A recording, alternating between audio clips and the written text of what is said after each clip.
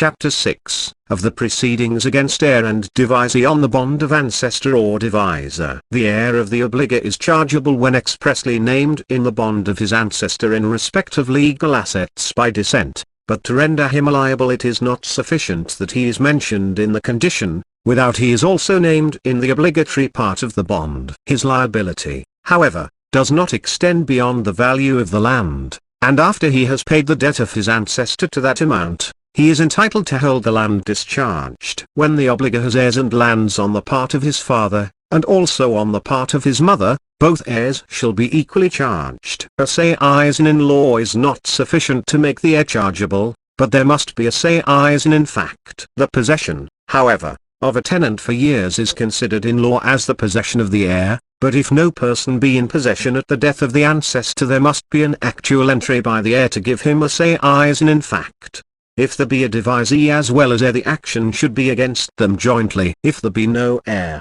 the action is against the devisee only. And if there be several heirs, as in the case of gavelkind or parcenas, they should all be joined. The heir and executor cannot be jointly sued, but separate actions may be brought against them at the same time, and if the heir be also executor, he may be sued in both capacities. The declaration should describe the defendant as heir, but it is not in general necessary to show how he became so, whether as son, grandson, and c.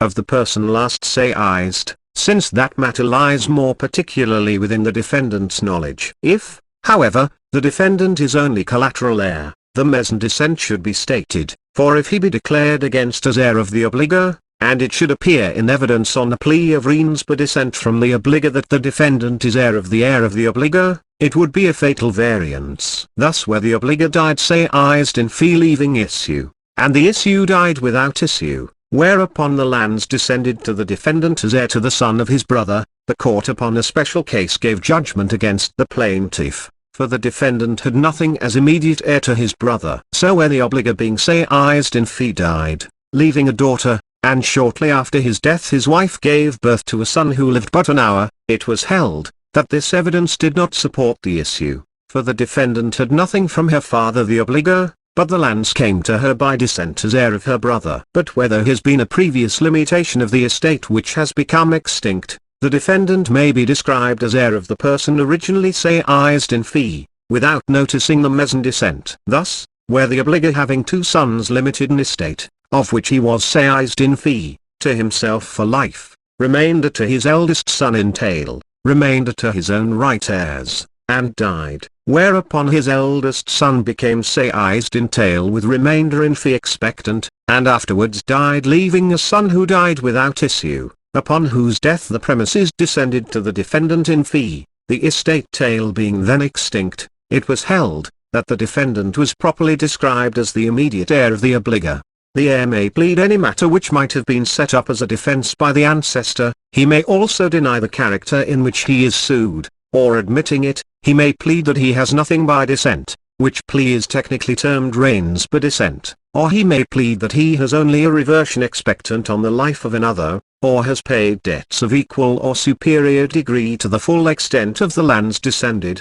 or that he retains the assets to satisfy his own debts of equal or superior degree. But in every case except where he pleads rens per descent, or denies the plaintiff's cause of action, he should confess the action and show the certainty of assets, for by common law if issue be taken on the quantity of assets, and it be found that the heir has other lands by descent, or if the defendant plead a fact which he knows to be false, and it is found against him, the plaintiff will be entitled to a general judgment and execution for the debt, damages, and costs, as if it were the defendant's own debt. And the law is the same where the heir pleads payment by a co-obligor, or pleads a bad plea. But the heir cannot plead assets in the hands of the executors, for it is at the election of the obligor to sue either the heir or the executor. Nor can he plead that he claims to retain a sum of money paid for repairs without stating them to be necessary repairs. The common replication to a plea of rens per descent is, that the defendant has assets by descent,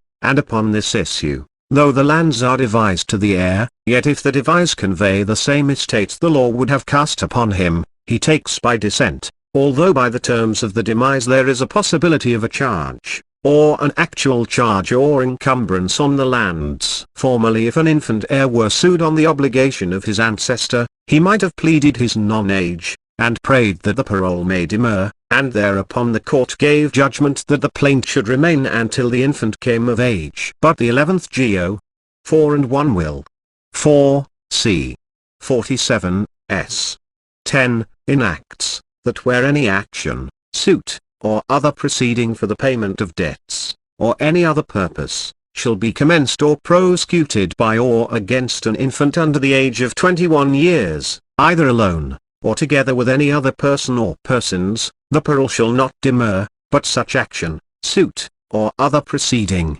shall be prosecuted and carried on in the same manner, and as effectually as any action or suit could before the passing of the act be carried on or prosecuted by or against any infant, where, according to law, the parole did not demur. At common law the heir might have released himself from all liability by a bona fide alienation of their lands descended before action brought. But to prevent creditors from being thus deprived of their just claims, the 3 and 4 will and m. c. 14, s. 5, enacted, that where the heir should be liable to pay the debt of his ancestor in respect of lands descending to him, and should alien the same before action brought, he should be liable to an action of debt to the value of the land so aliened. The 6th section provided, that he might plead to such action rens per decent, and that the plaintiff might reply, that he had lands from his ancestor before original writ brought, and if upon issue joined thereon, it should be found for the plaintiff, the jury should inquire of the value of the lands, and judgment should be given and execution awarded accordingly. But if judgment should be given against the heir by confession, without confessing assets descending, it should be for the debt and damages, without any writ to inquire of the lands. The same statute has also made lands in the hands of a devisee or alienee liable to the specialty creditors, who had not any remedy against the devisee at common law, and has enabled them to maintain debt upon their bonds against the devisee and heir at law jointly. It also made the devisee in all respects chargeable, the same as the heir at law. This statute has been repealed by the 11 Geo. 4 and 1 Wi. 4, c. 47, but its provisions have been reenacted in nearly the same terms. It will be observed, that when the defendant pleads rens per descent, the plaintiff may reply either at common law or according to the statute. If he take issue according to the statute, he can have judgment and execution for debt and coats only to the value of the land. And, therefore, in most cases it is advisable to reply as at common law, and in the event of a verdict against the defendant the judgment is general, in the same manner as if the action had been for his own debt. In some cases, however, a special judgment may be more beneficial than a general one, for if the heir have not any other lands except those by descent, the plaintiff can only have a moiety delivered to him by an elegate on a general judgment, whereas he is entitled to the whole on a special judgment if the defendant have pleaded non est factum, or have confessed the action, and shown with certainty the assets descended. The judgment is special, that the plaintiff do recover his debt and damages to be levied of the lands descended. But if judgment be given against him on demurrer, or by default, nil dicit, or confession, without showing the assets or on any other matter whatsoever, the judgment is general,